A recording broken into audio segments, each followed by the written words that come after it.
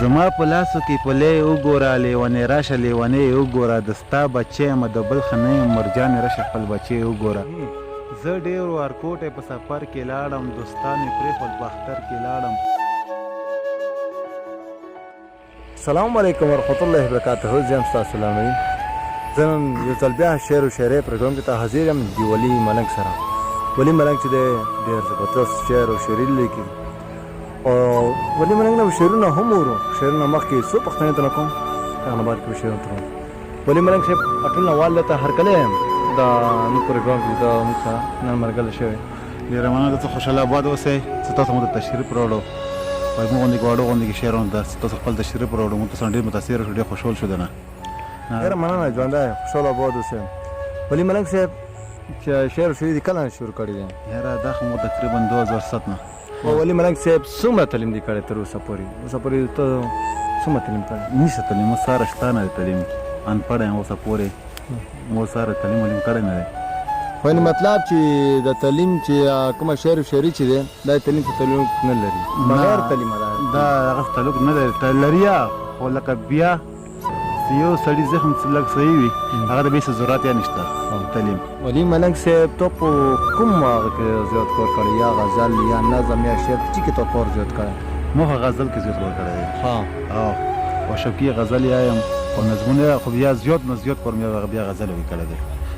د مین وجه څه دی؟ مین وجه څه دی چې ته د شعر و شاعري لیکې دا ستا ورسه څه شی څه مطلب دی؟ بس دا مطلبونه دغه دنیا دی یو څه غربت وي په څه شکي وي صحیح او سړی څه په دوه کې ګیر شي که نه بیا خامخا یو ته نه جوړېږي بس بیا سړی شعر و شاعري سړی بس زړه د دوک میلو شي خامخا بیا څه ته نه جوړېږي. ښه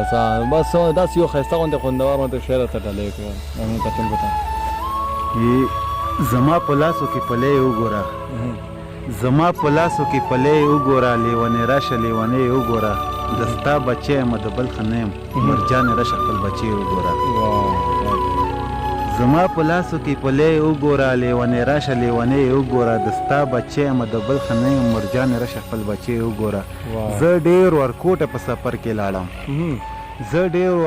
په سفر کې لاړم دوستان مې پرېښول په اختر کې لاړم ما ته به کور کې لیولی زیدو توره تیاره وه په ځنګل کې لاړم ما به یو خان سره نوکري کوله وا غریبي ما غریبي کوله هغه ظالم به ځان ته نه پرېښودم په ما به یې ډېره بدمشي کوله. حد یو ځل بیا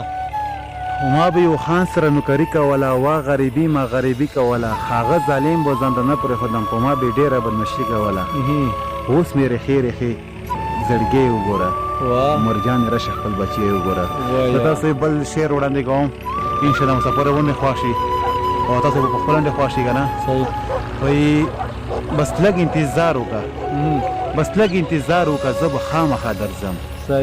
بس لږ انتظار وکړه زه به خامخا درځم چې دا ځل یې اختر راشي نو بیا به زه درځم بس ګرانې ته بې فکره بې پروا وختونه تېرده بس ګرانې ته بې فکره بې پروا وختونه تېر کړه ایسو مو د زړه صبر که خیر ما له ځانه خیر ده ایسو مو د زړه صبر که خیر ما له ځانه خیر ده خفه نشي له ما کني خفا به زه درځم خفه نشي له ما کني خفا به زه درځم چې دا ځل یې اختر راشي نو بیا به زه درځم زه ولې ملنګ د ستا د مینې احترام کوم زړه کې مې اوسې که زه ټول کلي ته اعلان کوم زه ولې ملنګ د ستا د مینې احترام کوم زړه کې مې اوسې که زه ټول کلي ته اعلان کوم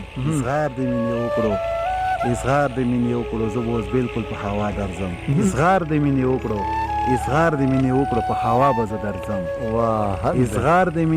په هوا به زه درځم چې دا ځل یې اختر راشي نو بیا به زه درځم.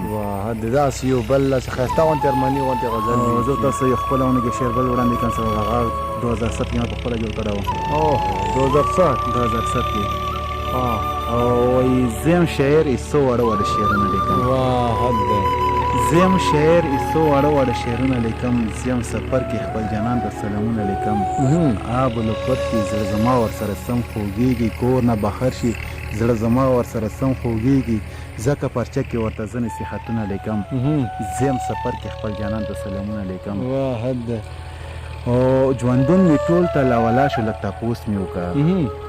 ژوندون مې ټول تلاولا شو لږ تپوس مې وکړه جانانه ژوند مې بېلتا شو لږ تپوس مې وکړه یوازې ناسم د ژوندون واړه غمونه لیکم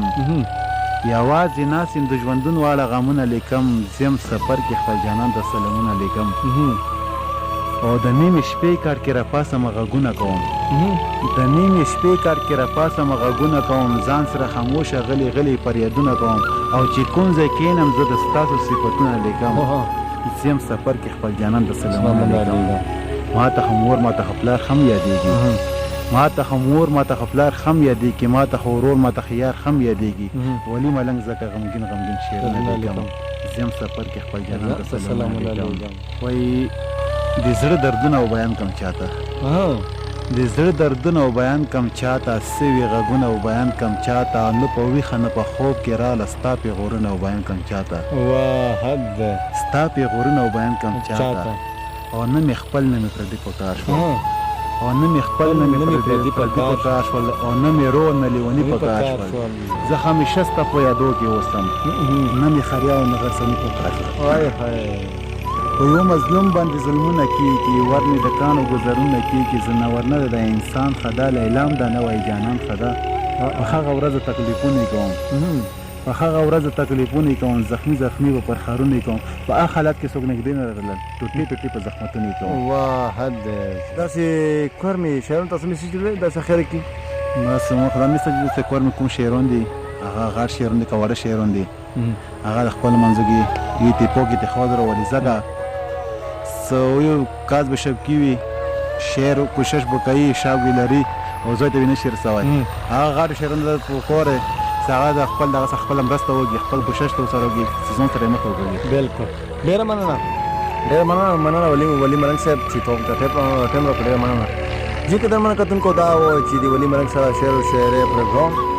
ان شاء الله کوشش به مودای چې نورم داسې کار مې کوم شعرون دي پس اوس بل نمبر زمرا کا کوم سیوا ټیم کمی و دغه وجه د شوروم د